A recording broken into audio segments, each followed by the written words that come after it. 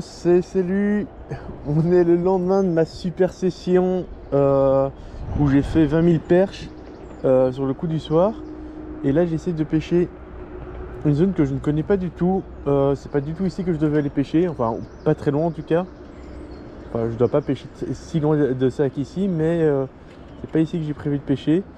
Et là j'attends un ami qui est censé me contacter pour me dire où est exactement le point de rendez-vous. Je suis parti un peu plus tôt que prévu. Mais normalement aujourd'hui l'objectif c'est de pêcher de la perche, des belles perches apparemment même, en bordure sur du leurre métallique type spinnerbait. Alors à voir ce que ça a donné. Là pour le moment j'essaye moi de faire 2-3 lancers ici. Par contre il y a beaucoup d'algues. Enfin, c'est pas des algues, c'est de la pollution là carrément, j'ai l'impression. Enfin en tout cas c'est pas très clean comme endroit.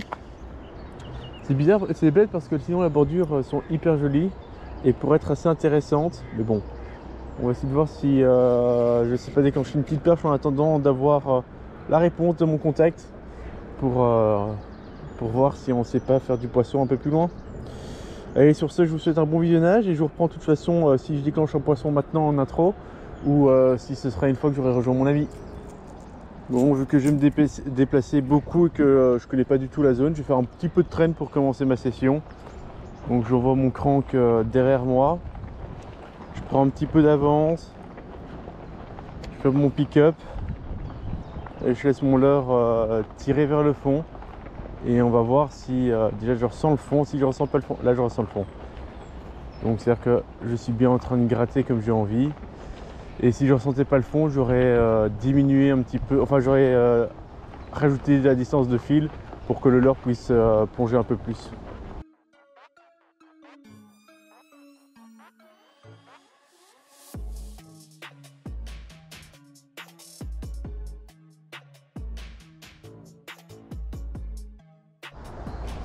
Alors quand je vous parlais d'activité justement, là il y a une petite zone, un petit nuage qui vient de se former.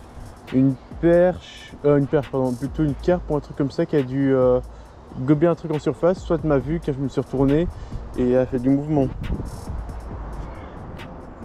Ok, ce petit bassin est reconnu et ce petit bassin est autorisé d'être pêché. Donc et à mon avis en fait c'est juste le canal qui passe en dessous.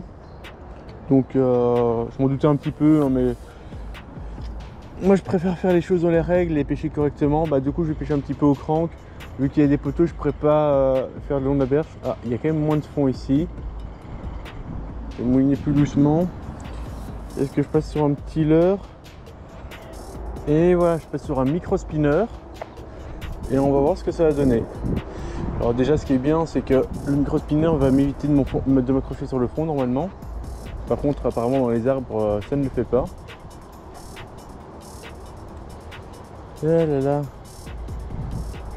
Quand on veut bien commencer hein, forcément le premier lancer, nul à chier. Hop.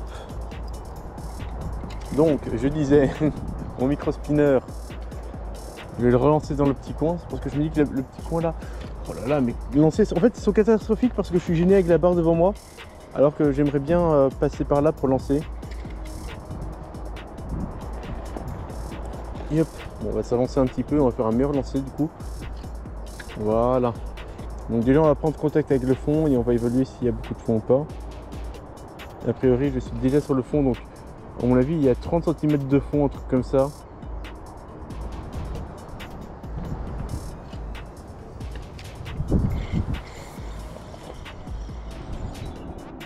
Bon, me voilà arrivé sur la zone qu'on va conseiller de pêcher au micro spinner. Alors là c'est un spintail que j'ai sorti, on est d'accord.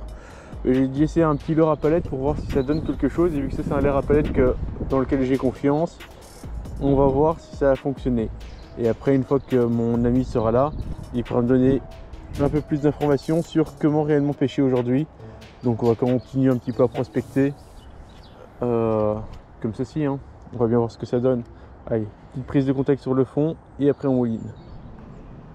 Et voilà, David est enfin arrivé. On va commencer la session. On va voir ce que ça a donné.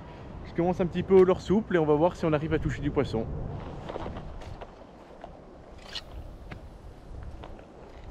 Après des cendres en journée, j'en ai pas encore vu.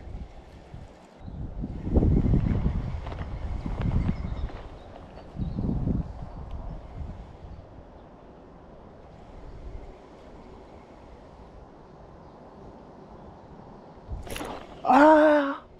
Oh, une belle!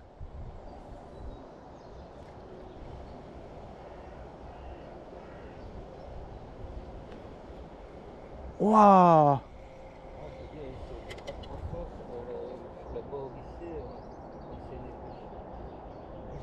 Ah, mais c'était une belle tape de centre, ça. Hein. Elle était pas grosse. C'était pas. Enfin, à mon avis, le poisson était pas gros, mais.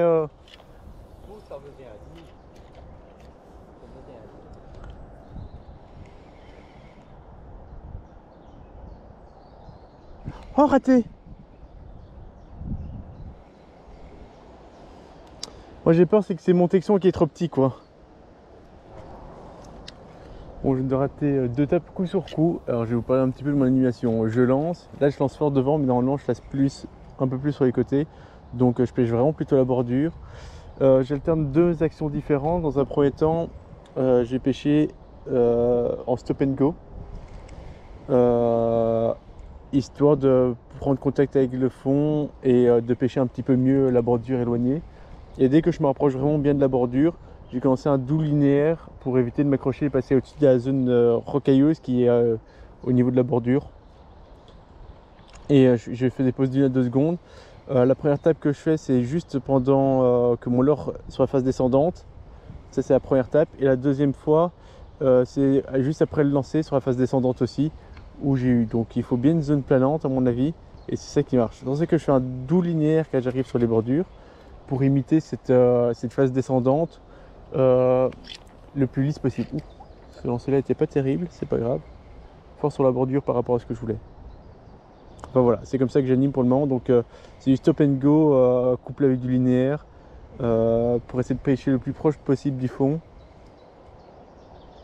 Là j'ai eu un petit poc. Est-ce que c'est moi qui grattais une pierre? C'était moi qui grattais une pierre? Je ne sais pas. Allez, je suis encore un lancer et puis je vais avancer.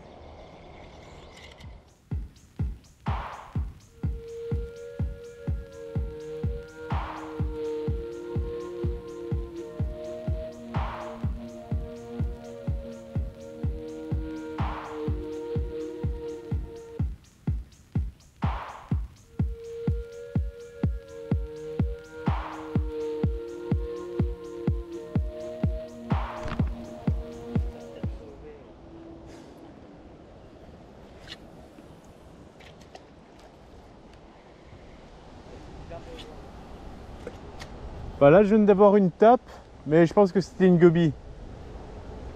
Ça c'est le problème quand je pêche en Carolina, elle vient de taper sur le plomb.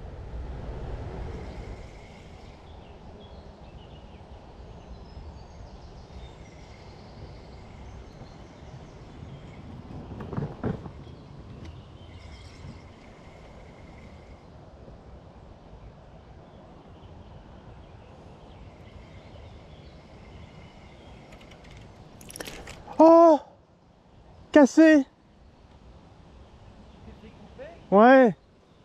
Non, j'ai cassé au ferrage. Non! C'était une perche de 30-40.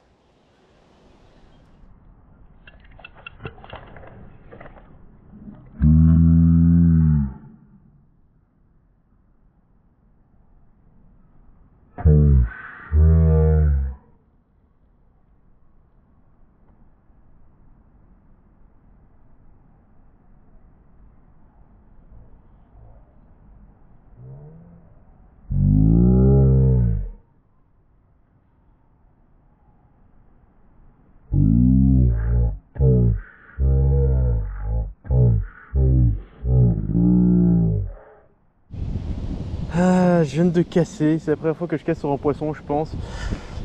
J'étais en train de faire des réglages sur mon frein et je pensais juste au réglage et relancer parce que quand je venais de lancer juste avant, à la descente, j'ai senti un petit poke dans ma ligne. Alors je sais pas si c'était un blanc ou une petite perche qui était venue chercher mon leurre. Soit j'étais en train d'arriver en bordure et j'étais en train de ramener en linéaire juste pour relancer quoi. Et bah ça a tapé sec et je pense que vu l'angle ça a dû se voir à la caméra, donc j'espère voir à la caméra ce que c'était. Pour moi c'était une perche de 30-40, c'était un petit cendre, C'était peut-être un petit broc, mais pour moi c'est clairement mon nœud qui a cassé. Donc déception. Et deuxième problème, c'est que je viens de constater que j'ai pas 2 fois le même leurre sur moi. Donc là je repêche avec une croc, mais avec une croc plus petite du coup, parce que j'ai rien d'autre sous la main. J'ai une autre croc, mais j'ai moins confiance en elle. Du coup je vais commencer par pêcher avec celle-ci, et si celle-ci prend rien, je passerai sur la seconde. Donc c'est comme ça que je vais entreprendre la suite de ma pêche là. Mais c'est con, j'ai raté un beau poisson quoi. Bon, il y a des petites perchettes devant moi. Ouais, je vais sortir un petit leurre, je vais pas finir capot comme ça. Voilà, j'ai pêché en double drop juste devant moi. J'ai repéré un petit banc de petites perchettes. Enfin en tout cas ça tapait, je les ai pas vus en réalité. J'ai pas de minute paralysante donc j'ai pas pu confirmer la présence. Mais mon intuition est bonne à mon avis. Et donc j'ai juste pêché en double drop tout doucement, jusqu'à voir ces petites tapes que j'ai envie. Parce que je suis sûr qu'elles sont là.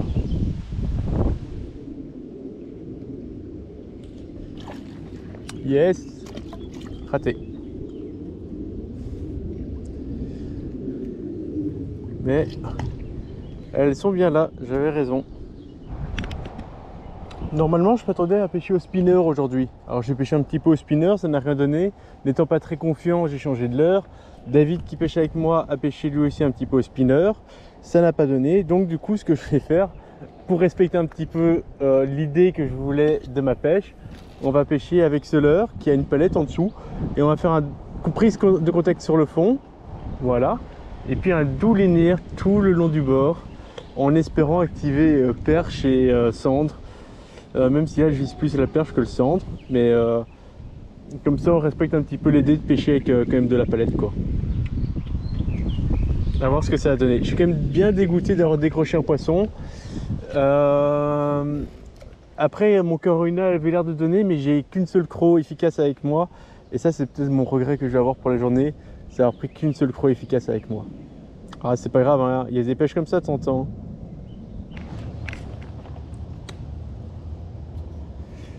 C'est assez compliqué et on est sur la fin de session, il me reste une petite dizaine de minutes à pêcher. J'ai encore changé de leurre, j'ai retiré mon spinner. C'était un peu le but de la vidéo, mais je vois bien que ça ne fonctionne pas à l'heure actuelle. Donc je vais repartir sur ce qui a un peu mieux fonctionné, le shad, où j'ai eu des tapes au tout début de session. Vraiment dommage que je décroche mon... Ouf, c'était une tape ça ou c'était le fond? Je pense que c'était le fond.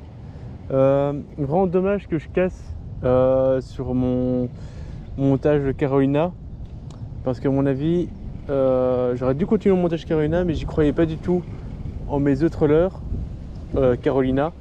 Donc voilà, quitte à ne pas y croire, je préfère pêcher sur des leurres où j'ai un peu plus confiance, comme celui-ci qui est un peu plus naturel. Mais en tout cas j'aurais dû avoir une croc de rechange avec moi, et ça c'est une grave erreur de ne pas l'avoir. Ce qui me casse un petit peu dans mon élan de pêche quoi.